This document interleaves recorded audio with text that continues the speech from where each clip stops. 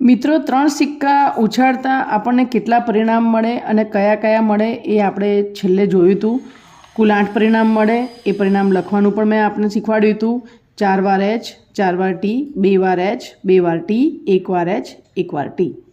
હવે આમાં સંભાવના કઈ કઈ પૂછાય તો ઓછામાં ઓછી એક છાપ મળે તેવા પરિણામો. શબ્દ સમજો, ઓછામાં ઓછી એક એટલે આપણે એક છાપ તો જોઈએ જ છે, એનાથી વધુ 2 છાપ અને 3 વાળા પરિણામો પણ મને જોઈએ છે. મતલબ ઓછામાં ઓછી એક છાપ, તો એક પણ છાપ ના હોય એવું પરિણામ ના આવે. તો એક જ પરિણામ એવું છે ટી ટી ટી, જેમાં એક પણ છાપ નથી. તો એના સિવાયના બીજા 7 પરિણામો છે જેમાં આપણને એક છાપ તો મળે જ છે. તો મારી સંભાવના શું થશે? 7/8. એટલે ટી ટી ટી સિવાયના બધા જ પરિણામો. અથવા તમને એવું બી પૂછાય એક કે તેથી વધુ છાપ, તો પણ આ જવાબ આવે. બીજામાં કહે છે ઓછામાં ઓછી 2 છાપ મળે તેવા પરિણામો. તો ઓછામાં ઓછી 2 છાપ મળે તો એક છાપવાળા પરિણામ આપણે લેવાના નથી. 2 છાપવાળા અને 3 છાપવાળા પરિણામ લેવાના.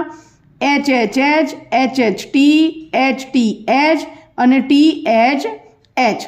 2 કે તેથી વધુ પૂછ્યું હોય તો પણ આ જ જવાબ આવે. 4/8 છેદ ઉડાડવા હોય તો 4 એકા 4, 4 દુ 8. છેદ ઉડાડતા આવડતા હોય તો જ ઉડાવજો. નંબર 3, એક પણ છાપ ન મળે તેવા પરિણામો. એક પણ છાપ ન મળે તેવા પરિણામોમાં માત્ર ટી ટી ટી એટલે સંભાવના શું થશે? 1/8. માત્ર એક જ છાપ મળે તેવા પરિણામો, તો એક જ છાપ મળે. H T T, T H T, T T H. એની સંભાવના શું આવશે? 3/8.